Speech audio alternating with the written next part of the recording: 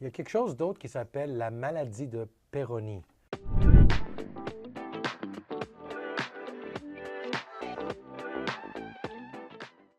Ça, c'est la comme curvature du La pénis. courbature du pénis. Alors, en bref, c'est comme un ballon. Quand on souffle sur un ballon, ça va allonger et d'avoir une balance symétrique. Qu'est-ce qui arrive, c'est il y a une blessure, soit microscopique ou par une grosse blessure. Et donc, pour la partie inflammatoire, notre corps va placer sur la surface beaucoup de collagène. Et le collagène manque d'élasticité. Donc, il y aura une bosse, d'habitude d'un côté. Et OK. donc, en allongeant d'avoir une érection, il y a une courbature de la côté ou de la blessure. Soit à la base, à la partie distale, des fois c'est Puis bilatéral. ça, on le voit clairement. Ça, Mais en moyenne, qu'est-ce qui arrive? Quelqu'un commence à noter que, wow, j'ai mal quand j'ai les érections. Donc, la douleur. C'est comme d'avoir un coupeur sous la lèvre et tu ouvres tes lèvres beaucoup et il y aura un crack et c'est sensible. On a tout ça OK. avec les lèvres, avec un crack quand c'est Ouais, froid, ouais. quand l'hiver, ou quand tu fais une blessure à la main, tu étires, il y a une douleur. Donc, la douleur avec une érection, première chose. Deux, il y a une courbature. Et initialement, il y a une douleur et si on est chanceux, ça va guérir dans les 6-12 prochains mois, il n'y aura pas une courbature. Mais n'importe quelle plaie, quand on guérisse, il y aura un raccourcissement, une contraction des plaies. Tu te souviens, quand tu coupes, il y a Ouais. quelque chose que ça contracte et quand c'est en ligne, pas de problème. Mais quand c'est sur le pénis ou dans les tubes, ça peut avoir une restriction. Et ici, il y aura une restriction que la pénis ne allonge pas droit, mais c'est courbé. Probablement la question que tout le monde se demande, comment ça arrive? C'est-tu comme, tu te fais frapper avec quelque chose? C'est-tu en...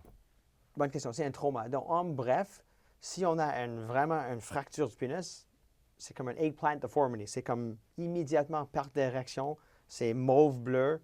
Ça, c'est comme, ça brise, ça C'est brille. pas comme un os, Non. mais il faut penser comme un tube cylindre avec plein de sang et l'extérieur, c'est comme saran wrap. Et c'est mince, mais c'est très, très fort. Mais si jamais, surtout le partenaire en haut, et on sort et on descend, ça frappe le bassin et Oh, il y a un audible click et là, on perd la réaction. C'est pas douloureux, mais tu allumes les c'est lumières c'est et pas douloureux?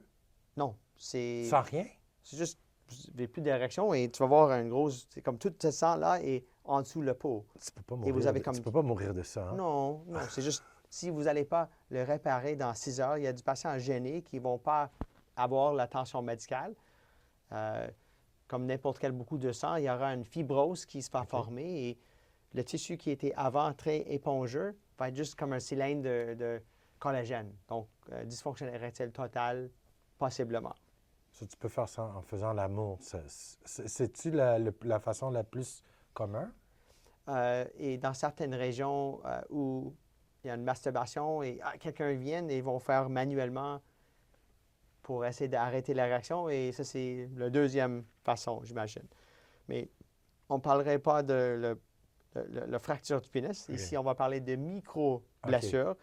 Et soit que... Ça, il y a une différence entre les deux. Mais le micro, c'est pendant l'amour et avec une érection pas dure. OK. Donc, avec l'âge, on commence les médicaments pour l'hypertension, tu gagnes du poids, tu es fatigué, tu fais l'amour, mais l'érection n'est pas rigide. Et on appelle ça les stress microscopiques et on cause des mini-petites délaminations dans le pot. Donc, si on prend un page vierge et crumple it, il n'y a pas de trou, mais il y a des lignes qui se forment.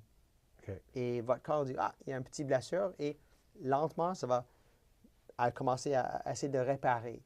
Donc, et pendant ça, les hommes, on a comme 3 à 5 érections par nuit. Donc, c'est comme tu brises un os, mais chaque jour, tu bouges le bras. Et ton corps essaie de protéger, de faire plus de collagène. Et on ajoute trop et il y a des fois les calcifications qui se forment.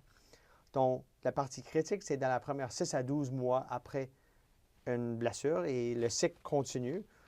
Soit on croise les doigts, un tiers va guérir sans problème. Un tiers va avoir une courbature légère et stable. il y a d'autres qui vont continuer à courber. Et des fois, c'est comme tellement un angle, c'est difficile de faire la pénétration. Et là, on a des opportunités initiales, aiguës, ou dans la phase chronique. C'est quoi les traitements pour ça? Dans la phase aiguë, c'est des anti-inflammatoires, traction. Donc, on applique quelque chose pour 1 heure par jour qui va étirer. C'est comme un peu les broches. Okay. On peut bouger les dents, on veut bouger le pénis pour qu'il y aura un allongement. Donc, pendant la guérison, il y aura moins de cette angulation. On peut aussi injecter dans la plaque des matériels, des médicaments. Donc, le PRP, le plaque shot. On a aussi l'injection de les calcium channel blockers, verapamil, pour réduire la douleur et la courbature. Et aux États-Unis, il y a le Xiaflex, un metalloproteinase, une enzyme qui va dissoudre ce tissu-là pour il y a moins de cette plaque-là, moins d'une gale qui va se former. Donc, ça, c'est la phase aiguë. Pour la phase chronique, s'il y a vraiment, ça fait comme 2-3 ans, on peut faire un genre d'incision comme une circoncision, réduire le pot, chercher les zones de plaque, soit d'enlever la plaque, de mettre un greffe, ou sur l'autre côté, mettre un point pour balancer. Donc, peut-être le pénis est un peu plus court, mais au moins, quand c'est érect, il y aura une ligne droite. Donc, ça, c'est les méthodes les plus importantes. Ou pour prévention, attention, la lubrification, positionnement, d'avoir toujours une bonne érection. Alors, toutes les autres choses qui vont avec la prévention des dysfonctions érectiles. Salut tout le monde, Nick Drossos. Dr. Kevin Zorn. J'espère que vous avez aimé cet épisode. Et si vous avez des commentaires ou des questions, partagez-les avec nous. Et on se voit la semaine prochaine.